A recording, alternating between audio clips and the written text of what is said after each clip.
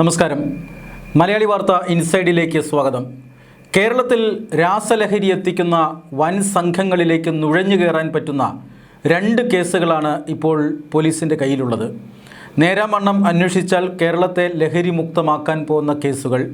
Vadakara MDMA കേസിൽ 3 അധ്യാപകർ അറസ്റ്റിലായ കേസാണ് ഒന്നാമത്തേത്. ലഹരി വിൽപ്പന സംഘങ്ങളുടെ പണമിടപാടുകളാണ് അധ്യാപികമാർ നടത്തിയിരുന്നത്. കാര്യക്ഷമമായ മണി ട്രെയിലിംഗ് നടത്തിയാൽ ലഹരി മാഫിയയുടെ ഉന്നതങ്ങളിലേക്ക് പോലീസിന് വേഗമെത്താം.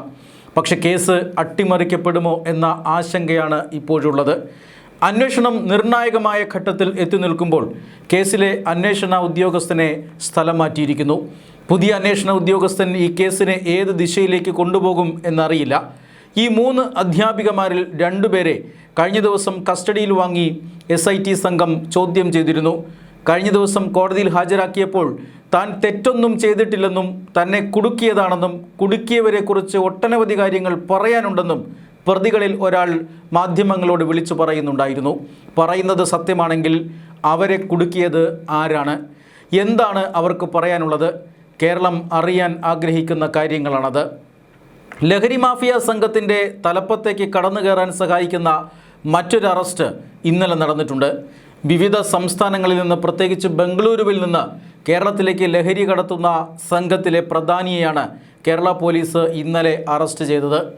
കല്ല് റിയാസ് എന്നറിയപ്പെടുന്ന ഗുരുവായൂർ സ്വദേശി റിയാസിനെ ഡാൻസ് ഓഫ് സംഘം ഉത്തർപ്രദേശിൽ നിന്നാണ് അറസ്റ്റ് ചെയ്തത്.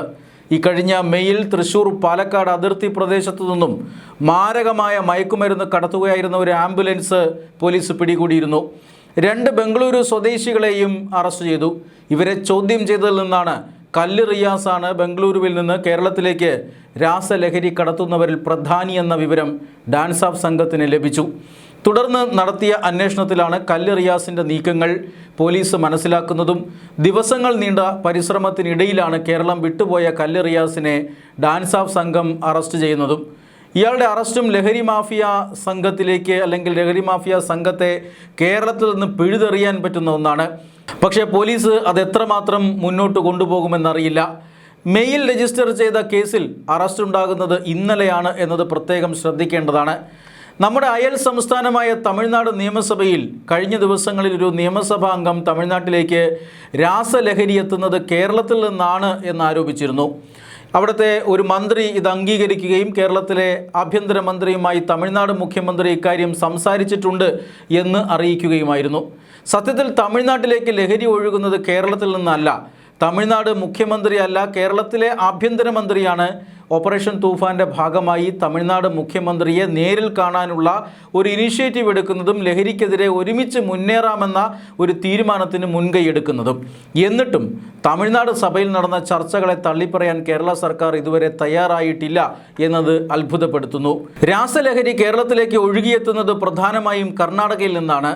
രാജ്യത്തിൻ്റെ രാസലഹരിയുടെ ഹബ്ബായി കർണാടകയിലെ ബംഗളൂരു പോലെയുള്ള നഗരങ്ങൾ മാറിക്കഴിഞ്ഞിരിക്കുന്നു. ഗോവ, മഹാരാഷ്ട്ര, ആന്ധ്രാപ്രദേശ്, തമിഴ്നാട് തുടങ്ങിയ സംസ്ഥാനങ്ങളിൽ നിന്നും കേരളത്തിലേക്ക് ലഹരി ഉൽപ്പന്നങ്ങൾ എത്തുന്നുണ്ട്. ദില്ലിയാണ് വിദേശത്തു നിന്നും എത്തുന്ന ലഹരിയുടെ ട്രാൻസിറ്റ് പോയിൻ്റ്. കഞ്ചാവ് പോലെയുള്ള ഓർഗാനിക് ലഹരി പദാർത്ഥങ്ങളാണ് പ്രധാനമായും ആന്ധ്രയിൽ നിന്നും എത്തുന്നത്. പല തട്ടുകളുള്ള സങ്കീർണമായ ശൃംഖലകൾ വഴിയാണ് ലഹരി മരുന്ന് കേരളത്തിലെത്തുന്നത്. ആർക്കും കുരുക്കഴിക്കാൻ കഴിയാത്ത തരത്തിലാണ് ശൃംഖലയുടെ നിർമ്മാണം. നന്നായി രൂപകൽപ്പന ചെയ്ത വികേന്ദ്രീകൃത സംവിധാനങ്ങൾ കേരളത്തിലെ ലഹരി മാഫിയയ്ക്കുണ്ട്. നിരവധി കടത്തു രീതികളെക്കുറിച്ച് പോലീസിനും എക്സൈസിനും അറിവുണ്ട്. പക്ഷെ വളരെ എളുപ്പത്തിൽ ഒളിച്ചു കടത്താൻ കഴിയുമെന്നതുകൊണ്ട് പലരും ഇത് പിടികൂടാൻ പ്രയാസമാണ്. കേരളത്തിലേക്ക് എത്തുന്ന സിന്തറ്റിക് ലഹരി മരുന്നിൽ പകുതിയും എത്തുന്നത് അന്തർ സംസ്ഥാന ബസ് സർവീസുകളിലൂടെയാണ് എന്നറിഞ്ഞാൽ ആരും ഞെട്ടിപ്പോകും. കർണാടകയുടെയും കേരളത്തിൻ്റെയും RTC ബസ്സുകൾ, കർണാടക കേരള അന്തർ സംസ്ഥാന റൂട്ടിൽ സർവീസ് നടത്തുന്ന മറ്റ് അത്യാഡംബര ബസ്സുകൾ, സ്ലീപ്പർ ബസ്സുകൾ ഇതെല്ലാം മരുന്ന് കടത്തിനായി ഉപയോഗിക്കുന്നു. ഓപ്പറേഷൻ തൂഫാൻ നടക്കുന്ന സമയത്ത് പോലും നമ്മുടെ അധികാരികൾ ഈ മേഖലയെ വേണ്ട രീതിയിൽ നിരീക്ഷിക്കുന്നുണ്ടോ എന്ന് ചോദിച്ചാൽ സംശയമാണ്.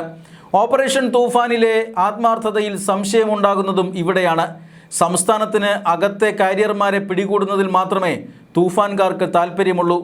കേസുകളിലെ അന്വേഷണം ഒരു പരിധി വിട്ട് മുകളിലേക്ക് പോകാത്തതും സംശയം ജനിപ്പിക്കുന്നുണ്ട്. ആഡംബര ബസ്സുകൾക്ക് പുറമെ അന്തർ സംസ്ഥാന യാത്ര നടത്തുന്ന SUV കാറുകളും ട്രെയിൻ കാർഗോ മാർഗങ്ങളും കടത്തിനായി ഉപയോഗിക്കുന്നുണ്ട്. വളരെ ലളിതമായി ലഹരി മരുന്നുകൾ കേരളത്തിൽ എത്തിക്കാനും അത് നഗരമെന്നോ ഗ്രാമമെന്നോ വ്യത്യാസമില്ലാതെ വിറ്റഴിക്കാനും ലഹരി മാഫിയയെ സഹായിക്കുന്നത് ആരാണ്? പൊതുജനം ഒരിക്കലും ഇതിന് കൂട്ടുനിൽക്കില്ല. ലളിതമായ ഉത്തരം, ലഹരി സംസ്ഥാനത്ത് എത്തുന്നത് തടയാൻ ഉത്തരവാദപ്പെട്ടവർ തന്നെ ഈ കടത്തിന് കൂട്ടുനിൽക്കുന്നു എന്നതാണ്. പോലീസിലെയും എക്സൈസിലെയും ഉന്നതങ്ങളിൽ ലഹരി മാഫിയയ്ക്ക് സ്വാധീനമുണ്ട്. ചെറിയ സ്വാധീനമൊന്നുമല്ല, വളരെ വലിയ സ്വാധീനം തന്നെ അവർക്ക് ഈ മേഖലയിലുണ്ട്.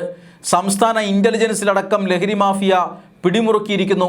പോലീസിൻ്റെ ഏതൊരു നീക്കവും ലഹരി മാഫിയ ആദ്യം മണത്തറിയുന്നത് അതുകൊണ്ടാണ്. രാഷ്ട്രീയ നേതൃത്വത്തിലും ശക്തമായ സ്വാധീനമുണ്ടാക്കാൻ ലഹരി മാഫിയ നടത്തുന്ന ശ്രമങ്ങൾ അടുത്ത കാലത്ത് കേരളം കണ്ടതാണ്. ലഹരി കേസിൽ അറസ്റ്റിലായ 2 പേർ സംസ്ഥാന മുഖ്യമന്ത്രിയുമായി അടുപ്പമുണ്ടാക്കാൻ ശ്രമം നടത്തിയ വാർത്തകൾ ഞെട്ടിക്കുന്നതാണ്.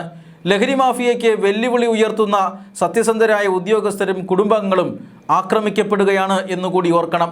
ഇത്തരം സംഭവങ്ങൾ വ്യാപകമായി റിപ്പോർട്ട് ചെയ്യപ്പെടുന്നു. ലഹരി മാഫിയ കേരളത്തിലെ പോലീസിനെയും എക്സൈസിനെയും സ്വാധീനിക്കുകയും നിയന്ത്രിക്കുകയും ഭീഷണിപ്പെടുത്തുകയും ആക്രമിക്കുകയും ചെയ്യുന്നു. രോഗികളുമായി ചീറിപ്പായുന്ന ആംബുലൻസുകളും ആഡംബര ബസ്സുകളും കാറുകളിലും ട്രെയിനുകളിലുമെല്ലാം ലഹരി സംസ്ഥാനത്തേക്ക് വന്നിറങ്ങുകയാണ്. തൂഫാൻ കൊണ്ട് തുടച്ചു നീക്കാവുന്നതല്ല കേരളത്തിലെ ലഹരി മാഫിയ.